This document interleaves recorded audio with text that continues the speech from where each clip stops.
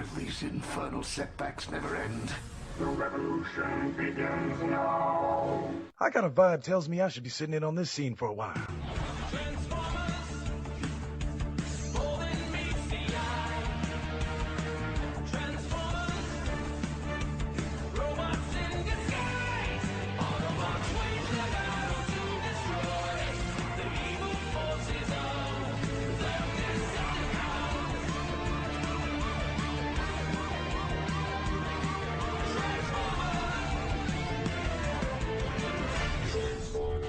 Hey, it's David K., voice of Beast Wars Megatron and TFA Optimus. You're listening to the Geekcast Radio Network. Jazz here, and I'm jiving to this episode of Transformation Animation featuring Mike Blanchard, Stephen C. Phillips, and Michael Wilson. Bow, bow, bow, bow, bow.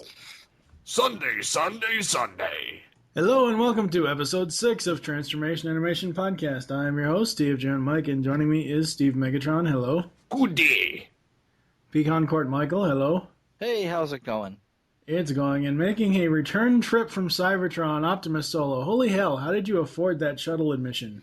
Actually, it wasn't as bad as you thought, because I got a discount if any of my body parts came back on the wrong side of my body. Well, what happened is you got the Priceline negotiator. I wonder what kind of Transformer William Shatner would be. Well, you know, they've made improvements on the space bridge recently, so I got a good deal. Today we are going to be recapping Transformers Animated Season 1. So what's going on with you, Kevin? Oh, good God. Well, life on Cybertron's kind of boring at the moment. Not a lot of stuff going on. Well, it is a barren, dead planet. Yeah, so. I've basically been walking around trying to find something or someone for weeks now, and no luck. For a second there, I thought you were going to say you've been trying to find someone or something to do. Well, that too. But no, not much going on Cybertron, sorry. What about you, Steve? What's going on? Oh, Lord. I didn't know how, much you can stretch yourself until you have no time to do everything. Yes, because I'm working on several sites right now. One, hopefully for money, and then, between trying to do little things at other ones. And been doing somewhat, waiting for authorization on Behind the Voice Actors contest thing that's coming, as far as what the hell's going on. Yes. Our Rampage for Dark Glass is MIA. I contacted both the backup and the regular, so they are officially back on the market for people to audition for. I say, yeah, I tried that, and it doesn't turn out as well. It comes out quite bad. Yes. So on top of that, I've been on Voices.com auditioning for many, many things lately. I think I've done over 50 auditions, got nothing yet. Some of them have been reviewed, and they haven't actually finished their things. Some of them have. I'm in the middle of doing 20 more tonight. And then I'm also doing a bunch of fan dubs that are more so like audio play fan dubs based on Japanese anime, which I die in every single rendition. So I have a ton of lines and then a bunch of shrieking and getting burned up in ovens. And right now I'm doing the Black Butler series, which I had no idea what the hell it was before getting into it. And I also was doing Phoenix Wright as one of the fat old lawyers that's supposed to be nuts, so I used Master Roshi as the template. But yes, so that's what I've been doing lately. Other than that, nothing. What's going on with the family Wilson there, Michael? Dennis! Haha! No. We just started fall ball, which is like t-ball, except in the fall. Yes. So we went out and got Aiden a new baseball bat today. He was all excited. Nice. Yeah. My company has already drank the Microsoft Kool-Aid, so they've been trying to prod me into SharePoint development for the last 6 months or so. And I finally broke down and went to a SharePoint development conference. So I spent the last 3 days there learning all about SharePoint development. And that's, so exciting. I'm on the edge of my seat. Yeah. Well, at least you had a little bit more fun and exciting stuff with Phineas and Ferb across the second dimension. We talked all about that in the GCR episode. That's right. That was, we must have watched that show about 10 times just over the weekend. and then we had the podcast about it with Ryan Mead. Yep. That was interesting. I mean, I hope people listen to that. And maybe we'll get the video version that I put up on YouTube of the mashup of images with just the audio under the images.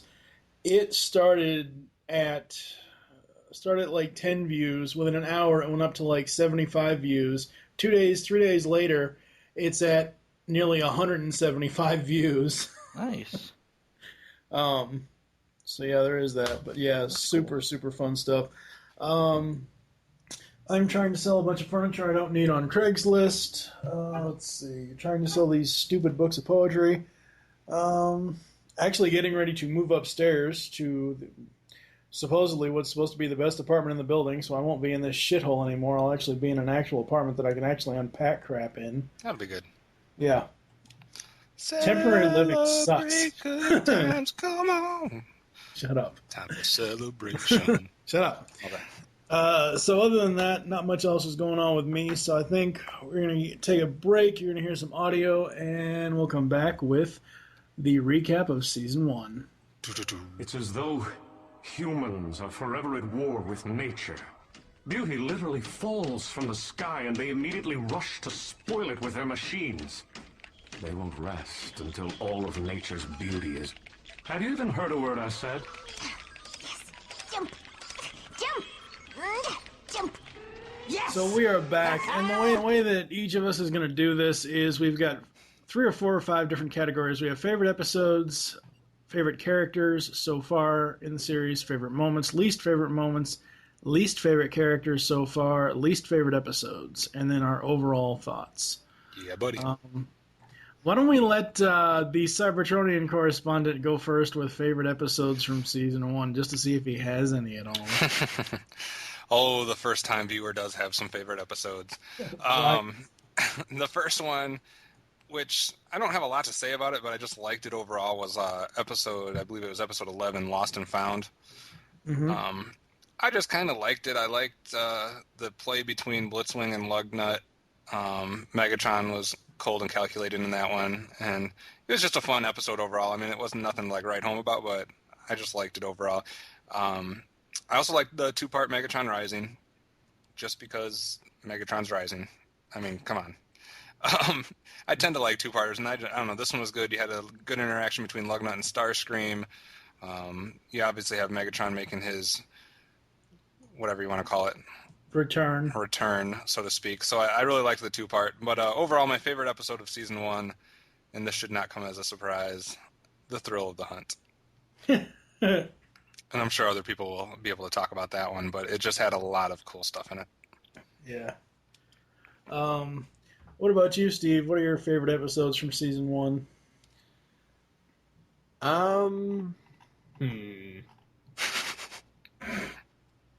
I guess Megatron Rising.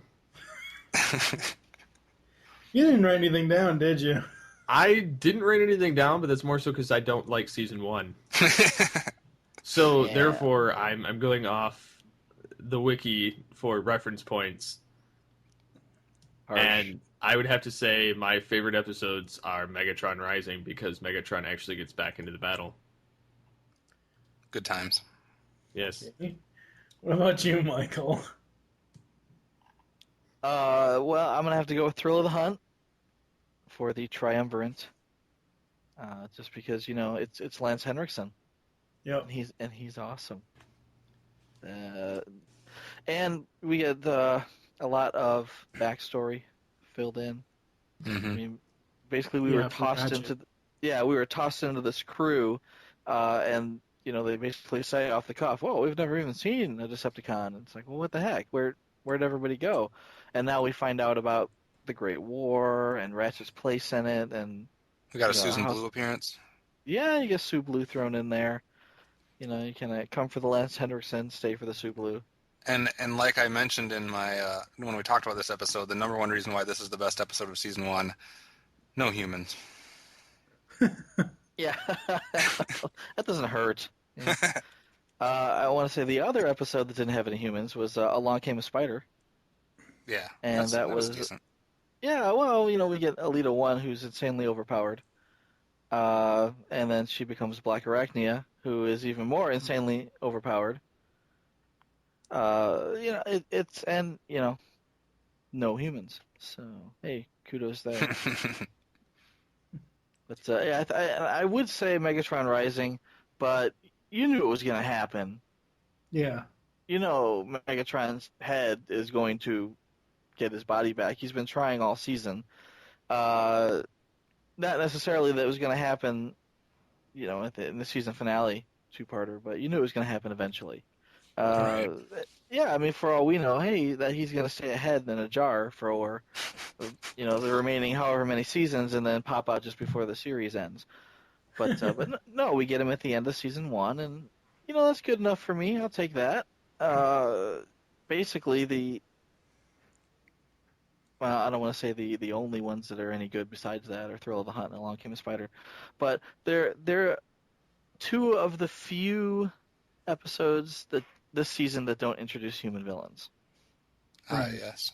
And that's kind of been the running detractor as far as what hardcore G1 fans are concerned with. Right. What about you, Mike? I like the 3-part opening movie, Transform and Roll Out. Megatron Rising, same reasons. I really love Sound and Fury just because it's Soundwave. What? I liked lots of parts of that, and I disliked lots of parts of that one. Well, it's Soundwave. I don't care. That part was cool. Soundwave was cool. Soundwave, basically, he outranks any other bad part in that episode. It would have been even better if he wasn't a kid's play toy. Well, it was an interesting way for them to introduce him instead of just have him show up. Yeah. It could have been like a light post, and then, oh, look, I'm Soundwave. I'm here. Where'd he come from? I don't know. Ta-da! Yeah, there he is. Whee! It's kind of nice how they introduced him, because it was like a master plan of Megatron. Oh, I'm gonna introduce this little guy, and then he's gonna get bigger, and then he's gonna get bigger, and then he's gonna get bigger, and then he's gonna be my new body. It's gonna be awesome. Check this out. And it basically doesn't work out for him, which is kind of cool in and of itself. Yeah. It's like, here's my new pair of pants. Wait, he won't let me wear them. The pants are walking away without me. Oh, this kind of sucks. Maybe I can negotiate with the pants. Would you like to, join up with my head and what's left of me? You'd at least be able to control the zipper. I used to be ahead of my time. Get in my belly. Oh my god. So those are the best episodes of season 1, people. Yep. We're going to move on to favorite characters. I'm going to start this one off. I really dig Blitzwing just because mainly I dig the random Blitzwing. But I like how his alt modes are tied into his personality, and the Autobots eventually figure that out, and that's how they defeat him. I like Ratchet a little bit. He's growing on me. Optimus, I like that they've taken him and made him younger, but haven't made him as douchebaggery as Rodimus Prime was in G1. No. And of course, Megatron. I mean, it's Megatron. He could be a head. He could be, a tank or truck. He could be anything. He would still be menacing as all hell. Now, this Megatron is distinctly different from any iteration of Megatron we've seen before, though. True. I still dig him. Yeah. All right. So who are your favorite characters then, Michael? For me, Ratchet really stands out. Basically, because this is I don't want to say the first time they've introduced the old medic. Previously, when you wanted to have let's say, a character that was old and crotchety and had been around and seen it all, you looked at Cup. Yeah. And here it's like, well, we don't have a Cup, but we can have Ratchet be Cup, except he's kind of Dr. Cup. That's a good one. But this Dr. character Cup with keeps wheels. exactly. But this characterization keeps coming up. I mean, we see it again in the movie. The Bay movie. We see it again in Transformers Prime. Basically, you got this old crotchety doctor. Mm-hmm. And, the classic Ratchet, the G1 Ratchet, wasn't like that at all. No. He was kind of Ironhide was more. Ironhide was more like, yeah, exactly. Yeah. I mean, Ironhide wasn't as old and crotchety as Cup. No. Cup takes the cake, right? But yeah, I mean, this Ratchet is more of an Ironhide than a Ratchet. That's a theme for this whole show, is they like to bring in these new characters or these same characters, but then give them a different character's personality. Right. Well, yeah, Optimus I like Prime that. Optimus Prime is Rodimus Prime. Ratchet is Ironhide or Cup, and then what was the other one? I think Prowl was more like Hound. In my opinion. I'll buy that. I think that they were leaning more toward, classic. What do they call it? Like, I don't want to say iconic characters, but they're going for almost like a trope, almost the same tropes that they borrowed against for Teen Titans. Bumblebee being Beast Boy and Bulkhead being Cyborg, et cetera, et cetera.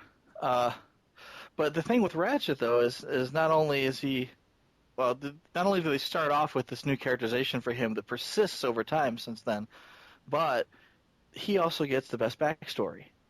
He was old. He's old now, but when he was young, he was in the war.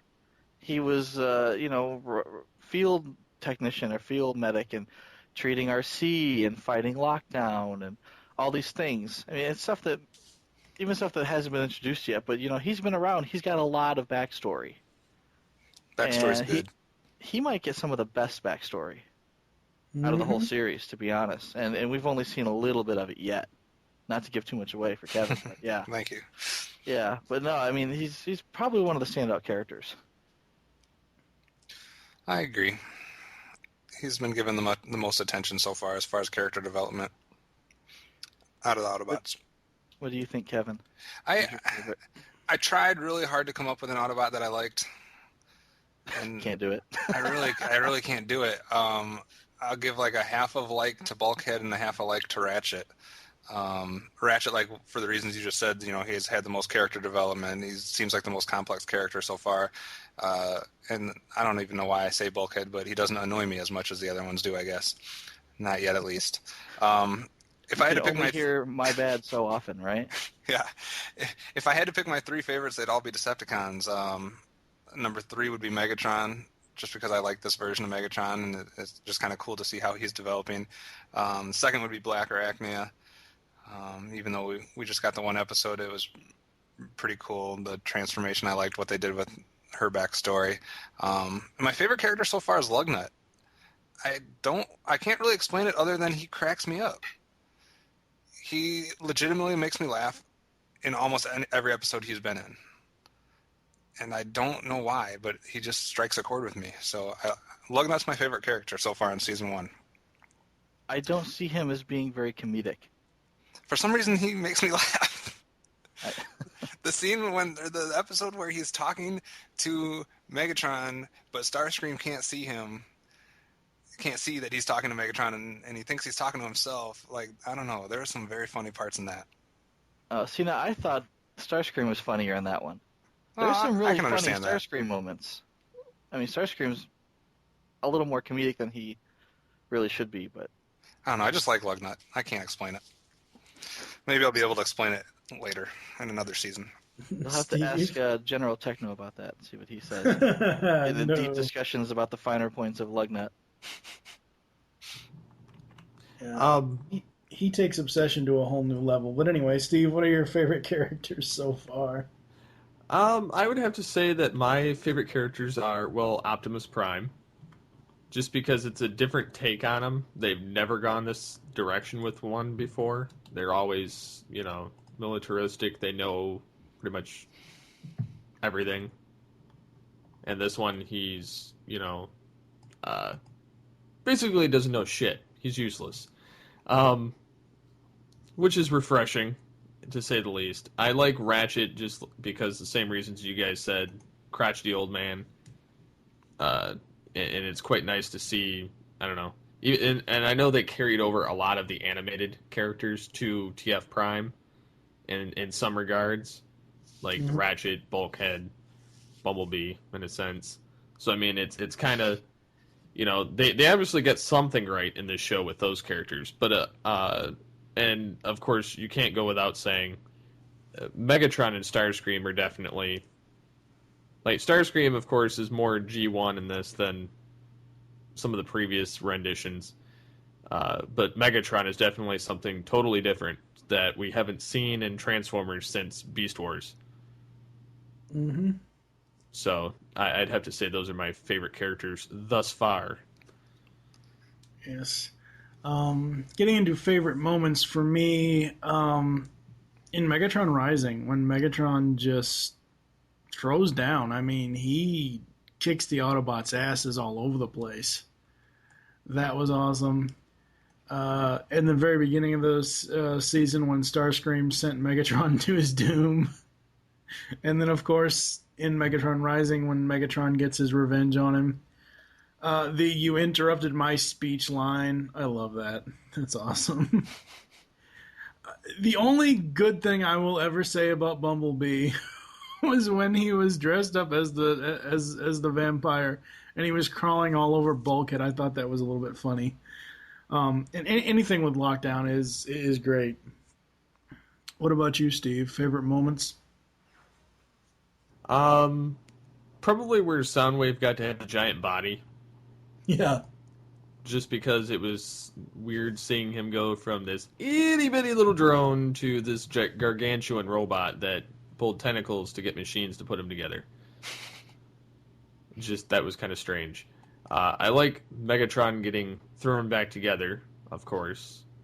I like his 3D element that they had, basically showing his skeletal remains to Lugnut. Yep. I like Prime's freaking hammer when he goes, or not his hammer, his axe when he goes and uses it against Megatron or just whatever. It's just, I don't know. That's such a badass thing that he's got this time around. And my axe. You can kiss my axe. Twice. I don't do a very good Gimli, so. What about you, Kevin? What are your favorite moments from season 1? This is hard. I had a couple small ones that are just kind of more G1 nods or whatever, but I liked what I'm calling Hector Ramirez news reporter take. I mean, that's what it seems like to me. I'm not saying that's exactly what they intended to do, but he's appeared a couple different times, and I just remember seeing him in the old school Transformers, G.I. Joe, and a couple different other 80s shows, so that was kind of cool. The little appearance of Kremzik. Yeah, that was awesome. I liked seeing that. Back from the first opening 3-episode, whatever you want to call it, the way that they began working on bridges and at the end of the episode they ended working on bridges, I like full circle moments, so I liked that. As far as like some bigger moments, obviously when Megatron comes to life, that's something comes into his new body, that's kind of a cool moment. My 2 favorite moments from season 1, though, number 1 would be, like I said before, when Lugnut and Starscream were having the conversation where Lugnut's talking to Megatron in his head and Starscream doesn't know it. I just think that's a hilarious bit between the two of them. And then the other one, probably and this might be why I put Bulkhead as one of my favorite characters, was just for this moment, but when Bulkhead has no body, I actually thought that was hilarious. Cool. Like the interaction between him and Bumblebee while Bulkhead has no body, I didn't expect to like it, but I really liked that scene. So that was probably my favorite moment of the whole season. Awesome. Yeah, I like the giant Bulkhead head walking around on the tiny little Tutorbot body. That was funny. Yeah. What about you, Michael? What else did you like from season 1 for favorite moments? I liked the very brief appearance of Professor Princess. God. I just dig this as a character. I didn't actually do this. I was thinking about it, but there's a scene in the Phineas and Ferb movie where Isabella is riding a No, don't you even dare! Shut up. Move on. She's riding a giant rocket-powered unicorn, and I was actually going to take a clip from that and put a little. Don't even desecrate Phineas and Ferb. Put a little mask on her and make her look like Professor Princess. No. Do it. And send it back No. to. What do you think of Professor Princess now? Because there's no way that he'd be able to go, oh, okay, well, you can't diss on Isabella. What you doing? Oh. No way not to like that. What else did you like? I liked the scene of Blast to the Past where at the end Grimlock transforms. Yeah, that was great. That was great. Yeah, I was like, oh, okay, cool. This is gonna be cool. Well, so okay, I'd have to go with the old standby. I liked it when Megatron got his body back. The whole reformatting, and he basically reformats the entire lab into his body and then bursts out the roof and goes, "Ha ha! Your asses are now mine." No, I like that a lot. I liked at the end of Along Came the Spider, where, and Kevin's going to hate this, but I kind of liked it when Black Nickname cried.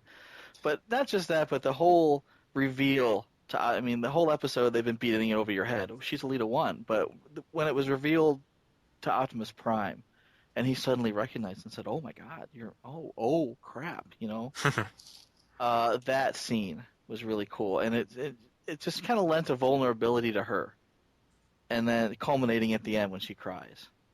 And again, she's totally able to cry because she has an organic half, But, and again, she's been through a lot. She deserves a good cry. But it was just so unexpected, and it was really nice. And it was a nice chunk of character development for her.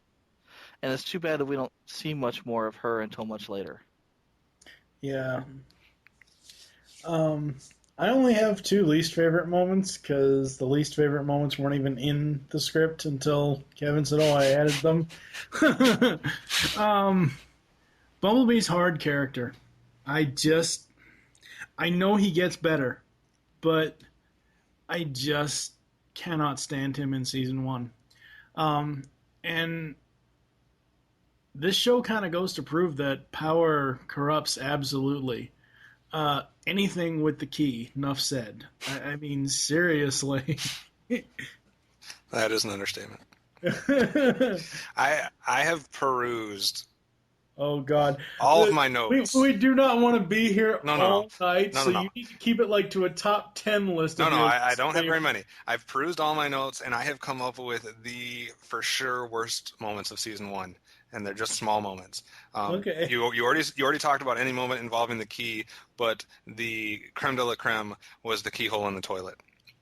So that's a terrible moment of season 1. We've already had feedback on that, and it proves beyond a shadow of a doubt that there should be a keyhole in the toilet.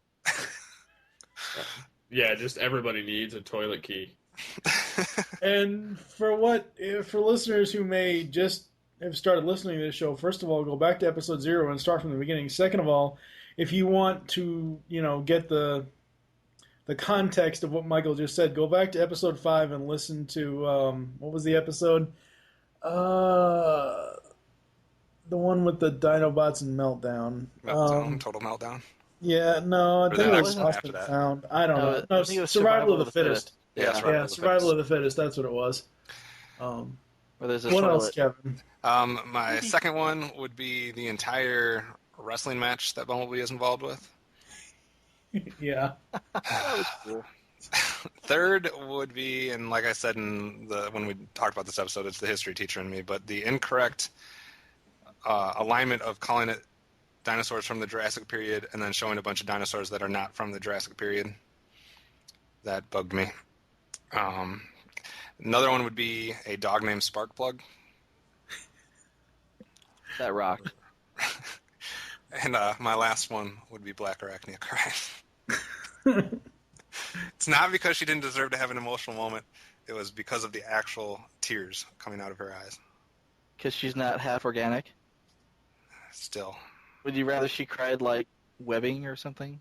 No, I'd rather she not cry. I'd rather she like broke down to the point, like maybe she like went to a knee, or maybe she like kneeled down, or maybe she like showed emotion in a way other than crying. Would have been fine for me. It goes to another point which I'll bring up later, but those are my least favorite moments. What about you, Steve? Least favorite moments?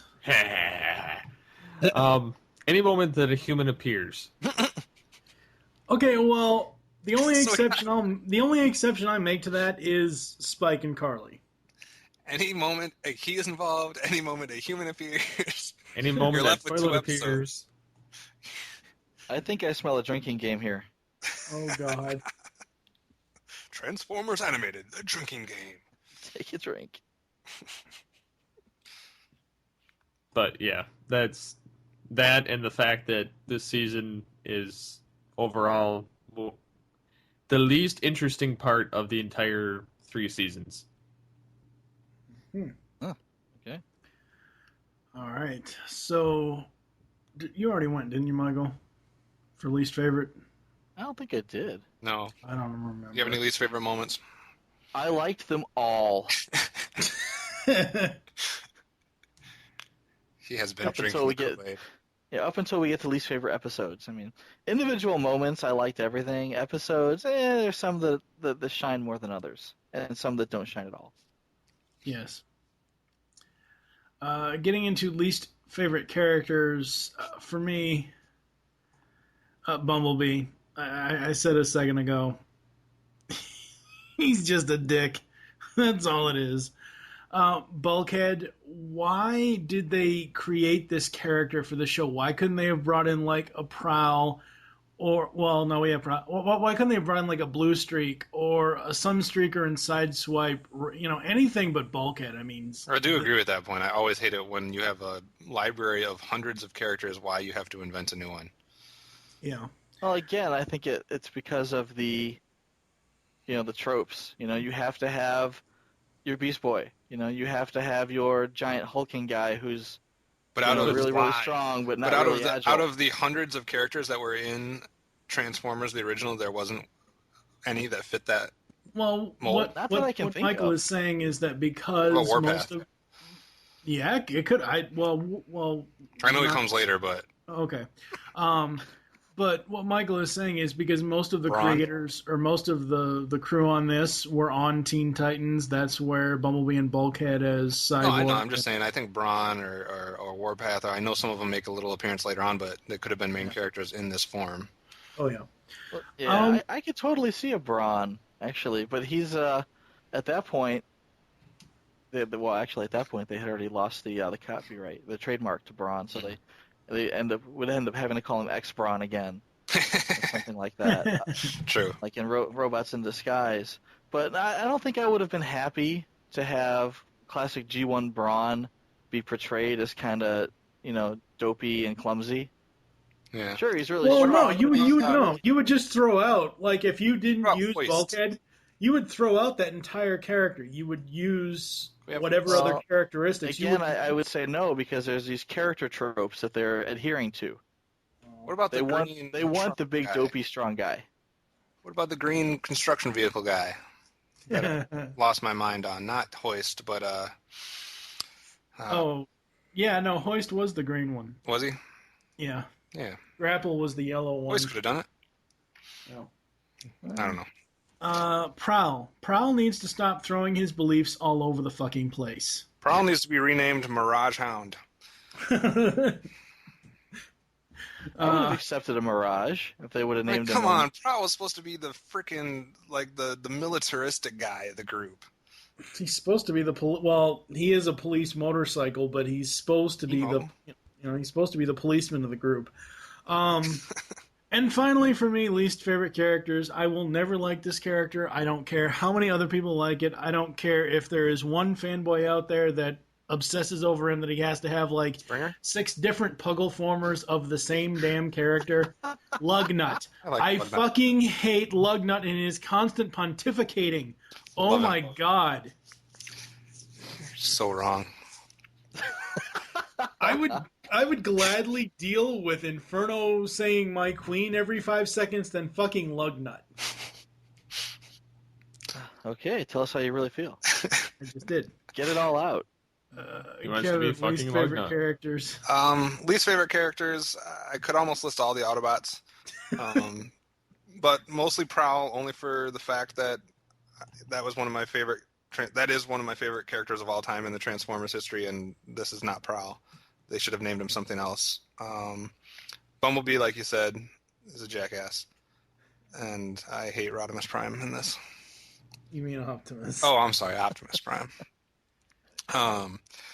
Yeah. As far as Decepticons, the only one I can't stand is Blitzwing, and that's mainly because He's the only one most people like. I'm so distracted by when he talks to try to come up with what accent he's trying to do in that one face, because it's nothing I've ever heard in my entire life. And I like the story about how he got his alt modes, and I like that he has different faces with different voices, but something about him bugs the shit out of me. I don't know. I'll take Lugnut over Blitzwing any day. It should have been Astro Train, god damn it. But anyway, Steve, least favorite characters? Octane. I don't like Bulkhead. I don't like Bumblebee. I don't like Blitzwing. I don't like Lugnut. I don't like the Dinobots. Why are you watching the show again? I hate the humans because better I forgot times the come. humans. Damn it. Let me see. I changed my least favorite characters to every human hero or like one off person that they brought in. The villains. Yeah. Yes, the human villains. You Those can't are my least make it a blanket all humans because okay, you've got, I like, hate the all human except for villains. Colossus. No, the construction workers are Prometheus awesome. Black was alright. I hate Yeah, he was cool. all the villains of the humankind. I don't like Spike Sorry. and Carly and Daniel. I can deal with that. They were a one shot. Sparkplug the dog. They keep coming back. They keep coming back, but they don't really serve a purpose. They don't do anything. They're just like there for window dressing, but it's cool to see them. Yes. But yeah, I think those are the characters I hate so far. This list will grow. Wow. Michael, least favorite characters from season 1? I don't know. You know, I hate to say it, but I'm not terribly fond of Bulkhead. No, Just most people because- aren't. I think none of us are. Well, yeah, I mean, just because he is I liked big him and without a dumb and body. clumsy. I like him in TF Prime. I liked him if they would have just kept him with just the head. He was ahead of his time. So basically, if Kevin Michael Richards had done the voice here for I think I it could would have been tolerate him much more. yeah. If he wasn't constantly tripping over himself. Yeah, think that if might he be- wasn't playing Patrick from SpongeBob, I could get past him. And see, that's one of the coolest, regardless of Bulkhead's characters, his characteristics, that's one of the coolest things about this show. Patrick is an Autobot, SpongeBob is a Decepticon. Yes. I'm kind of bothered by the Dinobots. Not so much Grimlock, because he actually speaks. They got cool robot forms that are wasted. Well, exactly. It's like, why? Again, why are they even there? Is that where the whole Megatron thing about Blanc- having? Is that where the whole thing about having characters not talk started in the Transformers history? I don't think so. I don't think so. There They are did it first. fantastic episodes of like Samurai Jack that are awesome. No, that I have mean, dialogue at all. No, I mean the Transformers characters that don't never speak. Oh, I don't know. I hope not. I don't recall that ever happened in G1 or Beast Wars. I think it wasn't until the movie where it's Yeah. like, oh, we can't afford a voice actor for Bumblebee, so here's talking old Star Trek, voice Yeah. clip sound. I clip. interrupted your next pick though for a character. I'm sorry, Michael. I'm sorry, who did I say? Something after whatever we just talked about. Oh no, I was talking about the Dinobots and the fact that Okay. 2 of them don't even speak, And in the Rise of Megatron 1, they make it a point to reveal to Optimus Prime that they're alive still and go to the island, and they try to recruit their help. And not only do most of them not speak, but they don't actually do anything. Yeah. I mean, they don't show up at the end and pitch a hand against Megatron, despite the fact that they're on Dinobot Island. So it's like, why did they even introduce them here? Or I shouldn't say that. Why did they even show up in Megatron Rising at all? And secondly, why the hell don't they talk? Agreed. Yeah. So that's my main, kind of nitpicks. There's really not enough Decepticons to really complain about them. Yeah. I mean, I don't hate Lugnut with quite the ferocity that Blanchard does. I mean, honestly, they show up in, 2 episodes? Yeah. I don't think it's that big of a deal, really. It'll be late. Starscream shows up more often, but I like Starscream. Yeah, Starscream's good. Yeah, I mean, he's not my favorite, but, I dig him. Fair enough. Yeah, that about covers it. Oh, as long as we're covering, worst characters there, I want to throw in Nanosec. Yes, Yeah. he is the number one, maybe. Yeah, Worst I character like in the season. Yeah, exactly. number one worst character. I like some of the other. I'm not a total human villain hater. I like some of the other ones. I kind of dig Angry Archer. Just because he's a unique character. It's really cool. It'd be easy to say, oh, well, that's Green Arrow, but no, he talks like a Ren Fair reject. It's awesome. I like Professor Princess. She was in there all of 2 minutes, and for some reason everyone hates her for it. Because she distracts from the rest of the episode. It's like she had 2 minutes on screen. I don't see the big deal. But Nanosec had the entire episode, and he was just kind of annoying. I was kind of hoping he'd die at the end, really. But, He did in my mind. He may as He well. comes back. Well, he's dead in my mind, so that's okay. He comes back. Sword, which is He'll what be bothers me. reincarnated. They cloned him. He's like, what was his name? Nino Sexton II. Yeah. Yeah. Nino Sexton Mark II. Second. What did you want to say, Kevin, earlier? Nothing. Oh, okay. Moving on to least favorite episodes. Ooh. Wait.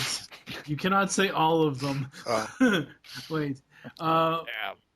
For me, I just have 4. Number 4 would be Nanosec. That's a third. That's a third of the episodes you didn't like. I had mine down at 2. Well, I'm not spending too much time on these damn things. So, number 4 would be Nanosec. Number 3 would be Headmaster. Number 2 would be Survival of the Fittest. And the number 1 worst episode in the entire season, Nature Calls. Disagree. What? You like Nature Calls? No, I disagree that that's the worst episode of the entire season. No, Nature Calls is the worst episode of the entire season. I don't know about that. Nanosec might be the worst episode. There's so many pieces of shit, but there's 2 that smell worse than the rest. My second worst is Total Meltdown. That episode. What? I hated that episode. There was so many problems with that episode. The writing dialogue was terrible. They had a wrestling match with Transformers involved, and there was just inconsistencies in the plot. I didn't like it. I like the villain. How could you not see? No, the villain. That's the Meltdown as a best cool human villain. That is the best human villain that we've had. Yeah. But it's tarnished by the rest of the episode. But no, the worst, hands down, the worst episode of the entire season was Nanosec. Yeah. I buy that. I don't even want to talk about it because it'll make me mad. Steve, least favorite episodes? Least favorite episodes? Yeah. You want me to list them? You cannot say all of them. You must have some favorites in there somewhere. But yeah, I don't know, top 3 least favorites. Okay. Nanosec. Yes. And... Headmaster. That was also awful, yes. I liked Headmaster. Boo. And... Home is where the spark is. Yeah, I can agree with that. Mike, one. how is When Nature Calls worse than Nanosec? Nature Calls is worse because that's Prowl, and everybody's saying you have to, that's the whole message of nature versus technology, and saying that, oh my God, what if you never had these machines anymore? What would you do? And it's like, stop pushing your beliefs on us, God damn it. I think I struck a chord. No, not really. Michael, least favorite episodes from season 1. I'm going to have to round out the consensus with Nanosec. You're alone, Blanchard. Exactly. with the exception of maybe introducing another human villain, Nanosec really didn't do anything to progress the story. It's just another one of Megatron's attempts to regain his body that fail. I want to say the only redeeming factor of that is that Bumblebee gets his booster rockets, which look really cool on the toy. Yeah. And he hasn't had them before or after. But it's like, hey, they're on the toy, which means we have to somehow get them on his body in the cartoon. So they throw this whole giant seeming piece of crap story around the booster rockets to get them in there. And I want to say Nature Calls is a bad episode too, but there's one thing that redeems Nature Calls, and I'll sum that up in 2 words. Zombie robots. When the space barnacles get them and they turn into zombies, that is awesome. I like that. I don't like how they resolved it.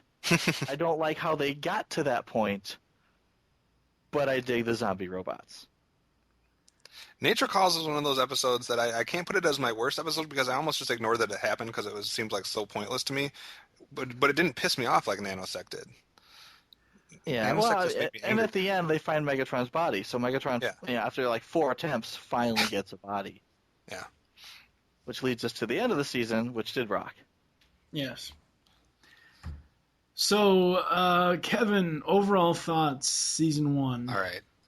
Transformers Animated Season 1. I obviously came into this, like most people did back in the day when it first aired, worried about the designs and worried about the look. I've gotten used to the look of the actual Transformers. The look of the humans still sucks to me. I just don't like the designs on the humans. I don't like the way they make them look. I do like the backgrounds and some of the scenes and stuff like that. Something about the humans I don't like. I know I mentioned this before, and I think Michael responded. I don't like the anime hyperdrive look that happens when we go to fight each other. I know that's a staple of anime, but I can't stand it. When it's just all different colored diagonal lines in the background and then a transformer in the foreground. I don't like that. It almost seems lazy, really. It's like, why couldn't you have some of the background in there? And like, you could blur the background.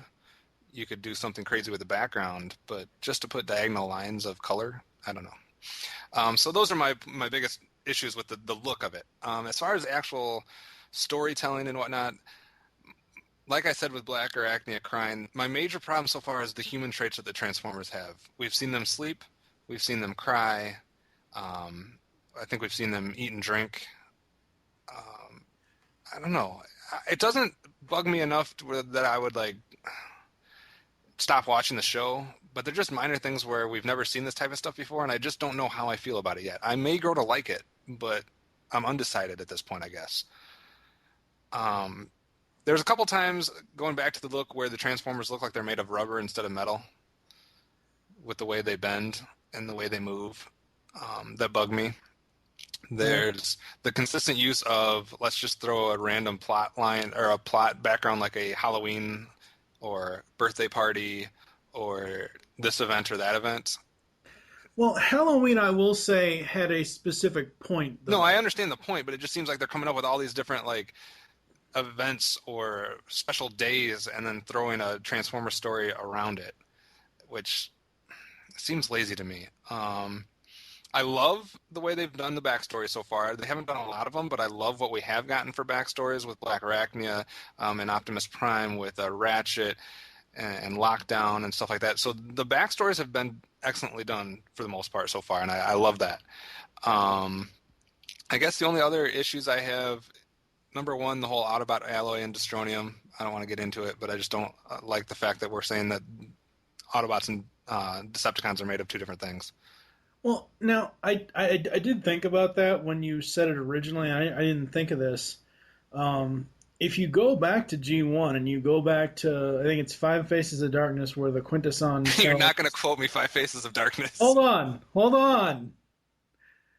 In the when Rodimus goes back into the Matrix, they say the Autobots were one product line, the Decepticons were another product line. So think of it still made of the same metal, though. I don't know. The toys are all die-cast. Come on. I'm just kidding.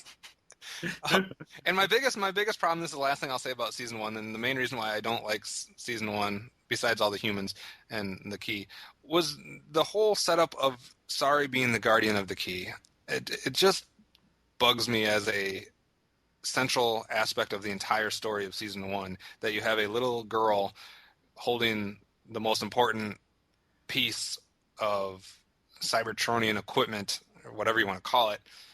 And I'd hate how they handled it, where they finally wised up and said, maybe one of the Transformers should watch that, which is what they should have done to begin with. And then they write that into the story that that's how Megatron gets the key, is when the Transformers are finally protecting the key instead of Sorry. I just don't like that whole spiel. But what if she's not a real little girl? I don't care. It's still stupid.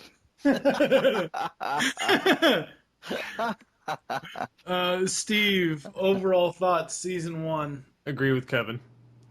You cannot cop out like that. Yes, I can too cop out. Michael, anything to add? I agree with Kevin. Well, yes! Actually, I had I had something I wanted to throw out there too. Is that people complain about, when I say people, I'm looking at Kevin. People complain about the way that some of the characters look, like the human characters. Maybe the way they're animated, they don't look right. When they Sorry, That's when she screams, style. half her head is like her mouth. Ah! Yeah. And I kind of get it that's the style, especially if you're a fan of the Teen Titans. That's the style, right? You're used to it by now. It's not quite as anime as the Teen Titans, but it's close. Yeah. But the saving grace for the art here is the backgrounds. Yeah, the backgrounds. All the backgrounds are fully realized. They're all painted. It's gorgeous. It's just really, really good stuff. And it can be a little disconcerting when you have the maybe rubbery Transformers in front of these gorgeous backgrounds. That's, I think, my major problem. Yeah, and sometimes you don't even notice it, but if you just after like the fifth viewing, right? If you just forget that the robots are there, that the people are there, and you look behind them, it's really sharp. I forgot one other thing I want to throw in there too that I really liked, and I agree with everything Michael just said. Another thing that I really like is the weaponry used so far in Season 1. I like Prime's axe and his bolus and some of the other weaponry that's being used. I do like that. Megatron's swords are kick-ass. Yeah. I haven't seen any weapons that I haven't liked. Yeah, I like the fact that the weapons are integrated. Yeah. In a sense that, and it kind of reminds me back of, oh, damn it, I can't remember his name now. The writer, the one who basically said that if you are a weapon, you don't need to have weapons. Flint Dille? No. He wrote for Beast Wars. Oh, it's either Larry DiTilio or Bob Forward. No. Marv Wolfman? Oh, the other guy. There's not too many more that have major roles in Beast Wars. Well, maybe unless you're talking about Robert Skir from Beast Machines. Bob Skir. Yeah. Okay. I'm sorry. My apologies to Bob Skir. I totally blanked. But yeah, Bob was the one who said, if you are a weapon, you don't need weapons. If you can turn into, a tank, you don't need a gun. Or if you can turn into a gun, you don't need a gun. Exactly. Yeah, something like that. Yeah, but basically, you don't see Bumblebee hefting around a bazooka because he can, slam his arms together and make stingers. Although I will say the gun that Optimus Prime carried around in the last live-action movie was pretty kick-ass. Did he carry that gun around, or was I that don't know, part but he dropped it at the end after he used it, and that thing was huge. the giant Gatling guns? Yeah, or no, he had his regular gun, his G1 style, whatever you want to call it, shotgun rifle thing. Yeah, but he had these big old Gatling guns hanging off his arms. I thought, Yeah, that's a little bit. He had some massive weapons, but I'm getting us off track. Well, later on, in not the spoiler, but Prime gets some pretty cool weapons too on top of everything I will he's look already forward got. to But that. he's got a lot of weapons. He's got his axe. He's got his foam sprayers. He's got Bolas his are ropes. awesome. Yeah, you got bolas. I don't really consider bolas to be a very good weapon. I just like it because it reminds me of Panther and Thundercats. Okay, how about that? Sure. 2 points to Thundercats. Or not Panther, excuse me, Tigra in the original Thundercats. My bad. Oh, no, see, I didn't like that. Tiger had like a whip type of thing that looked like a set He of had the nuts. bolas. Somebody had the bolas with the balls at the end of the rope thing or whatever it is. Yeah, one of the somebody had. I don't remember. I think it was Panthro. Oh, I Panther gotta had go nunchucks. rewatch. Yeah, but Panther had nunchucks. No, but they all. We're getting off track here, but they all had secondary weapons. Yes, Panthro had the nunchucks, but I think he also had the bolos because Panthro was the one that invented all the damn things. Genius. Yeah. Papa Cosby. There we go. Okay. So there's that. Oh,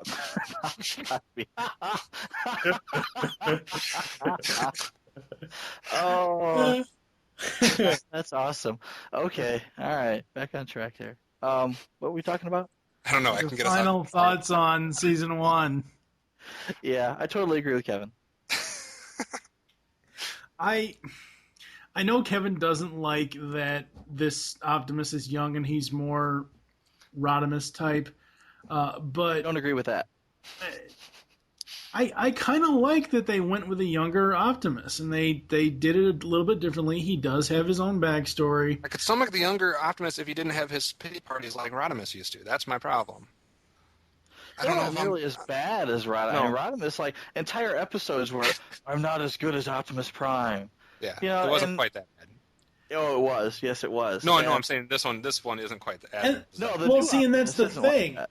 At the very beginning of this episode, the only time this season that we see the hierarchy of Cybertron, that being Ultra Magnus and Sentinel Prime, the dick that he is, the only time that we see the hierarchy in this series is at the very beginning of the episode, and the only thing Ultra Magnus says to Optimus is, "Don't try to be a hero, Optimus. It's not in your programming."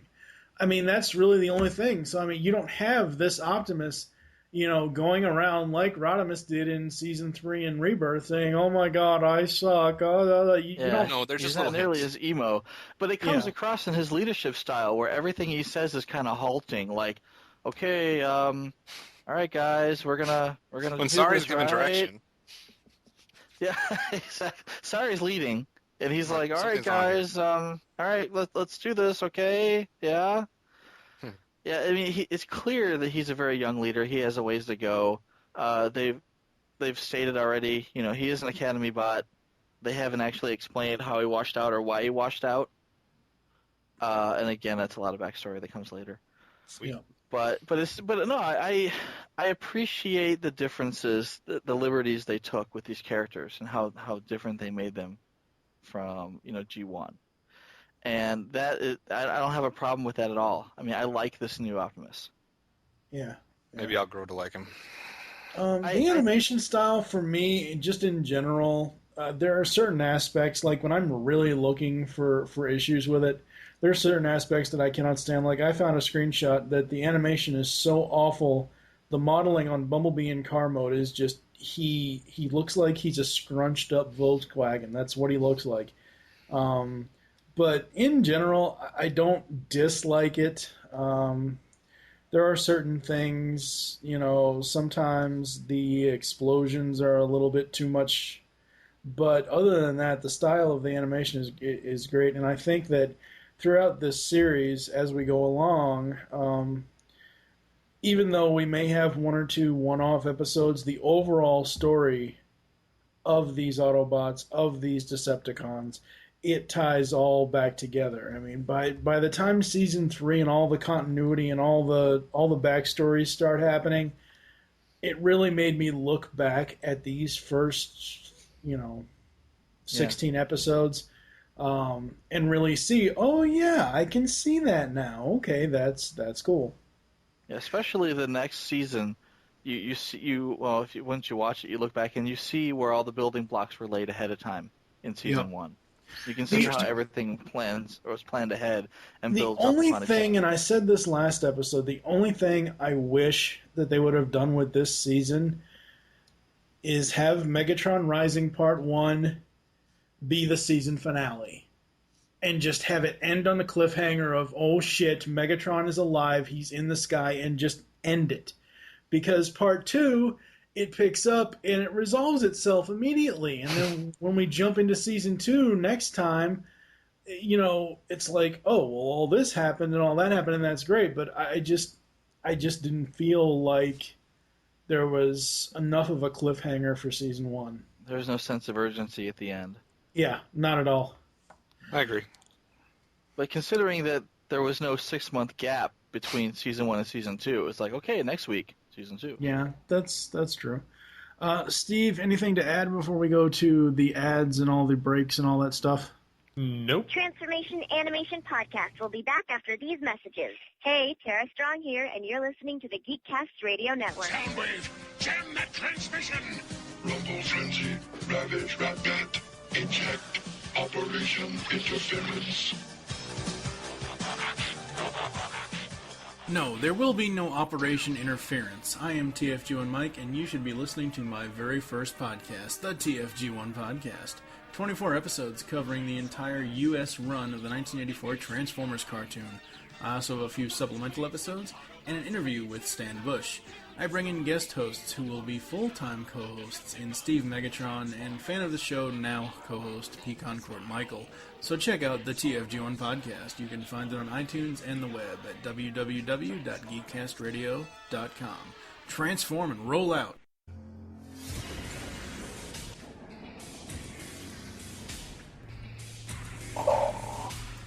Welcome to my throne room, Future Tales. The Beast Unleashed podcast is over, not gone. You can hear more of this great podcast, discussing all the episodes of Beast Wars and Beast Machines on GeekCastRadio.com. We include voice actor and writer interviews with stellar hosting by Steve, Mike, and Michael. Head on over to iTunes or the net, or else I will send you my vehicles to extract your spark and destroy you. Yes. Now back to Transformation Animation Podcast. That's right, we are back. And before this episode, we recorded it today. Michael did his own video mashup of Transformers meets Jigsaw. What the hell did you do? I was listening to the previous podcast that we did, specifically the one for Home is Where the Heart Is, or Home is Where the Spark Is. And, Home is also where the heart is. Yeah, home. Yeah, exactly. Home is where the saw is.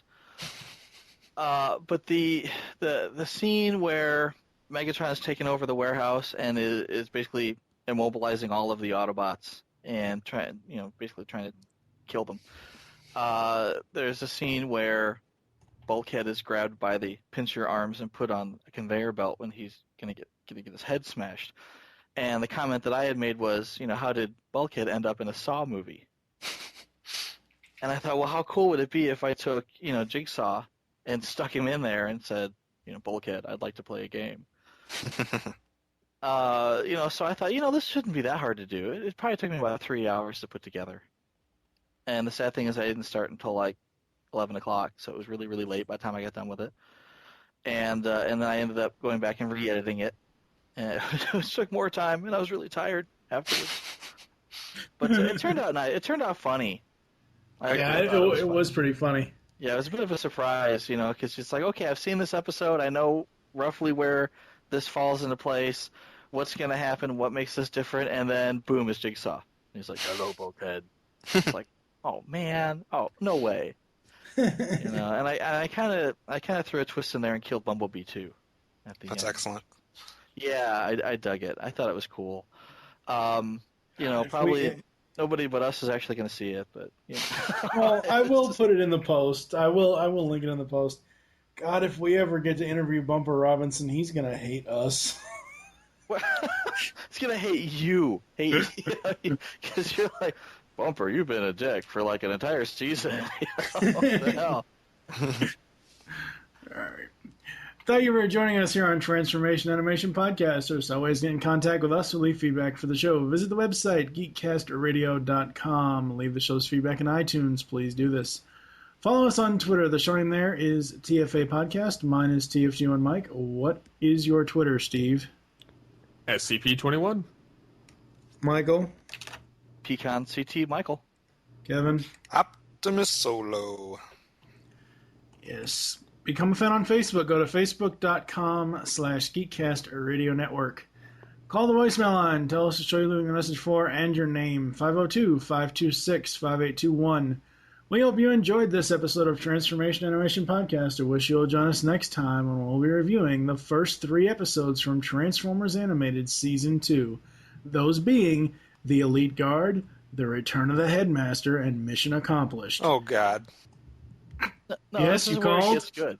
This is where it gets Okay. cool. Seriously. Return of the Headmaster scares me, but okay. Son of a bitch! At that point, be a piece of shit. Right, hold on. For now, I am TFG1 Mike with Michael Wilson. And OptimusSolo. And Steve Megatron Phillips. We'll tap you again next week. You. Oh God, worst train wreck ever. Burnt toast! Okay, what's his malfunction? Technical glitch. It happens. A lot, actually. It is not a glitch. It is Megatron, and he commands us to deliver him the key. Megatron? Did you just say Megatron? Did he just say Megatron? There is no Megatron! Megatron is offline! Terminated! I did it myself! Saw it myself! You interrupted my